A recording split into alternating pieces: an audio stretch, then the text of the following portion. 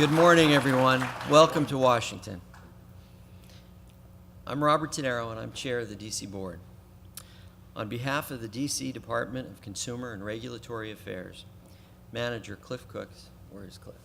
There we go. Staff member Jason Sockwell, if you guys can stand. My fellow board members, Joseph Drew, I don't know if there he is in the back, Abdul Akron, and Muhammad Yusuf, I welcome you to your nation's capital. I also want to encourage you to explore our neighborhoods, museums, monuments, and restaurants. Yes, most of the museums are free. The restaurants are fantastic, but they're not free. If you find one, let me know.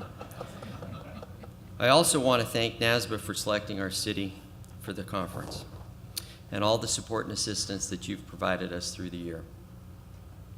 We have a very special guest speaker today that I have the honor of introducing.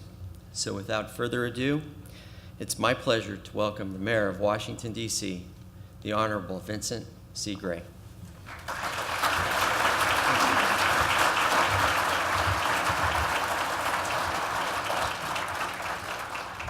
Thank you very much, Robert, for such a nice introduction, and good morning, everyone. Everybody awake? You know, it was great to be able to sit there and watch that video. I don't know if you noticed in the very beginning there was a baseball game that was actually being portrayed. It was in the first 30 seconds, I guess, and there was a first baseman in that film clip, and that was actually me. I still play baseball. I was a baseball player for many years, and still play, not at the level of the Washington Nationals, which didn't quite get as far as we thought they were going to get this year, but they did pretty well. And what you saw in that film, in that video, was a brief portrayal of our city. I want to take the opportunity to welcome the National Association of State Boards of Accountancy to the District of Columbia. We're delighted to have you all. This is your 107th meeting, I guess. Would anybody who was at that original meeting, 107 years, would you please stand and be recognized? We'd love to be able to make sure your tenure is recognized as a part of the NASBA. You have come to an exciting city, and it was great to be able to see some of that portrayed in the video. It's a city that is on the grow.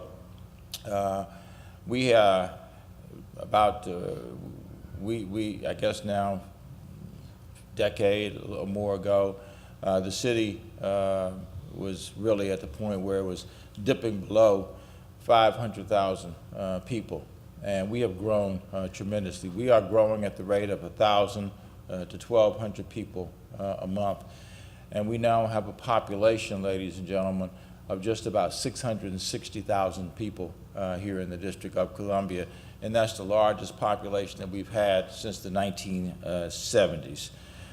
We also worked hard on our education efforts. Our public education programs are, I won't say they're second to none, because there's some that are still better than us, but we really are rapidly moving to the top. As a matter of fact, one of the things that we are especially proud of is our early childhood education program in the city. We now have 80% of our three-year-olds who go to school all day, every day. And we have 94% of our 4-year-olds that go to school all day, every day. And we know that that is going to make a difference in educational outcomes for our children, certainly in this city. As a matter of fact, when the 3-year-olds come in, we try to make sure we know which ones want to become accountants in the future and make sure we steer them in the right direction in terms of their educational pursuits. I want to also acknowledge the folks who are here from D.C. Today, and I want to thank you for your great work, especially our folks at DCRA that do such a great job in helping to bring this city to where it is today. You will find this to be a safe city. We now have over 4,000 police officers, not that we need them all. We have 30 law enforcement agencies in the District of Columbia that work effectively together every day to make sure that this continues to be a safe city. and economic development is taking place everywhere. On any given day, you will see anywhere from 50 to 65 cranes that are at work in the city. And I heard mention of the museum. The museum is a fantastic place. It is about 7 blocks from here. You are at 13th, 14th, and Pennsylvania Avenue. The museum is at 6th and Pennsylvania Avenue. And I would invite you to go there because it is really a wonderful demonstration, I think, of what it means to be observant of the First Amendment rights here in the nation's capital. And we also are delighted to be able to say that our unemployment rate has come down tremendously. When I came into office, we had an unemployment rate of 11.3%. We are down now to 7.5%, which means increasingly large numbers of people are getting and keeping jobs, especially as professionals here in the city. But one of the things that has been most important to us is to pay attention to the same things that you pay attention to, and that is the numbers, and that is looking at our bond ratings. A year ago, we were upgraded by Moody's rating agency, to what is tantamount to AA. And just a month ago, just about 4 to 6 weeks ago, we were upgraded by Standard & Poor's as well as Fitch to AA also. And that is the highest bond rating that the District of Columbia has ever had in its history. And one of the reasons for that is because we have paid close attention to the numbers. And there are people in this room, and there are people, I'm sure what you do where you are from, is helping the government pay attention to its numbers. We have the largest fund balance now in the history of the District of Columbia. We have a fund balance of $1.75 billion. And that, of course, is a powerful statement for us to be able to make in terms of the solidity, the grounding, if you will, of the nation's capital. So we're delighted to be able to talk about that. We'll talk about it to anybody that will listen. And again, that's the highest rating level that we've had in the history of the District of Columbia. One of the things that's not so exciting for us is, and I don't know how many of you are aware of it, is the continuing requirement of the District of Columbia to have our budget approved by the Congress of the United States. Now, not to be cynical, but that is not exactly the group that I would go to look for fiscal accountability and fiscal responsibility. As a matter of fact, not again to be flippant, but we think that there's some things that we could show them. But those who don't know, our budget goes through the development by the mayor, the approval by the city council, the signing by the mayor, but then everywhere else that would stop. It would be over. Your budget would be approved. If the governor approves the budget, and signs it, it then becomes effective. Not the case here in the District of Columbia. Our budget then has to go to the Congress of the United States for approval. And what's happening, ladies and gentlemen, is we are having to ask people for permission to be able to spend our own money. And that is not right, ladies and gentlemen. I ask you all, as you go back to where it is that you're from, to keep in mind that this is a city that has proven its wherewithal to be able to manage money. And what better group to know that than NASBA, and to continue to work to support the authority being given to the District of Columbia to be able to do the things that we know we've demonstrated the ability to do. We also, interestingly enough, have to send every one of our local laws up to Capitol Hill to be approved. Some of them are so simple you'd have to ask yourself, why in the world would the Congress want to be involved in that? I remember when I was on the council, we had a piece of legislation that did the following. It changed the term handicapped to disabled. Now that's really controversial, isn't it? And we had to send that up to the Congress to be approved, which on the timetable thereon took 9 months. In fact, we've had to create a whole process here called emergency legislation in order to be able to make sure that this city is not paralyzed. Our Congresswoman doesn't have a vote. She's about to be elected to her 13th term.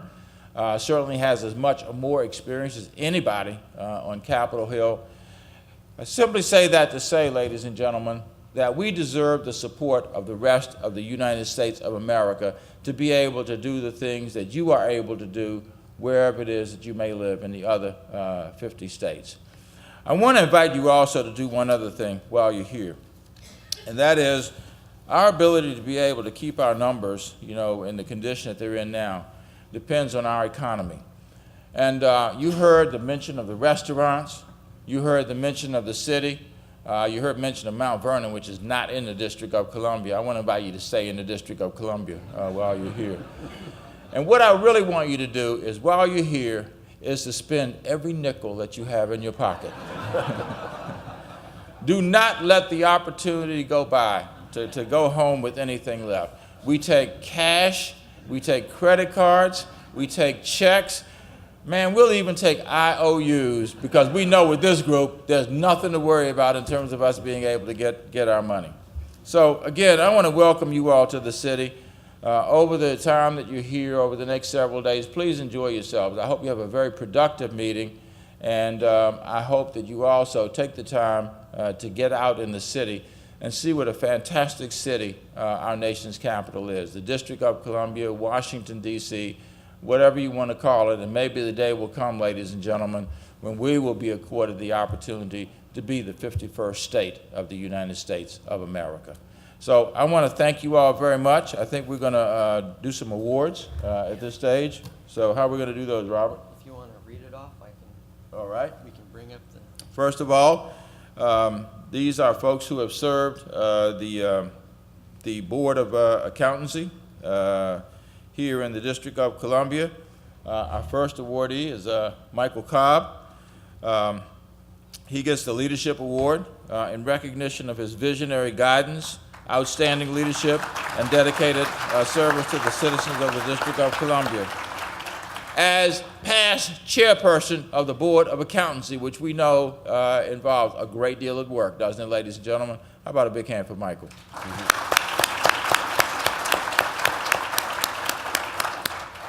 Our second awardee is Antonia Browning Smiley.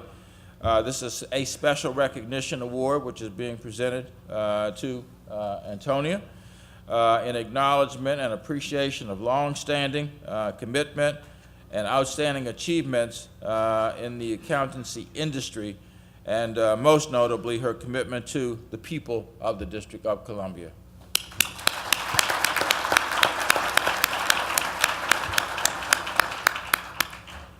And our third award goes to Clarence Magwood. It also is a special recognition award in recognition, acknowledgement, appreciation of his long-standing commitment and outstanding achievements in the accountancy industry, and most notably, his commitment to the citizens, the residents, the people of the District of Columbia.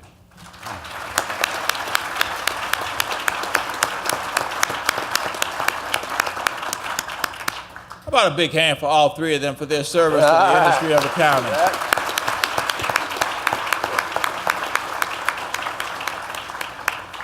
And thank you guys for being such great professionals and being so committed to our great city. Thank you very much.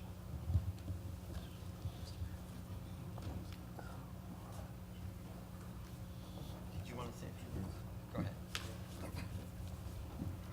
Robert, you would like to get a particular place after they finish speaking so they can have pictures made? Sure. Okay. I'll be brief. Thank you, Mr. Mayor, for my award, and also thank you for all of your service. As a native Washingtonian, I've seen you in action for a number of years, so thank you for everything. And also, as a native Washingtonian, I'll say that Marion Barry appointed me to the DC board, and I've been through a number of boards, a number of mayors. I would say that my first involvement with NASBA was approximately 12, 13 years ago. Lorraine called me and asked why wasn't the District of Columbia involved at all with NASBA. And I said, well, as a new member to the DC Board of Accountancy, and as a new chair, I became chair after about 3 months on the board. Nobody had asked. I hadn't heard of NASBA. Nobody had asked. So she called, asked. I went down to Atlanta to a regional meeting, and have been involved ever since. Been involved for the last dozen years, along with Tony, Smiley, and Robert. Clarence rather, Magwood. However, my involvement with NASBA and my appreciation with NASBA really grew through a disagreement. We had a little mobility disagreement, and if you can imagine disagreeing with Ken on any subject, it was interesting to say the least. However, I grew to respect Ken. I grew to like him. He sent Michael Daggle down here to talk to us about mobility. We talked to everybody about mobility, but through that process, we grew closer to NASBA, and we've all been more involved with NASBA. So I really am going to miss my involvement with NASBA on a day-to-day basis. I want to congratulate Carlos for his term just passed, and looking forward to Walter and his term coming up. So again, thank you very much for this award, and thank you very much for allowing me to be involved with NASBA. Thank you.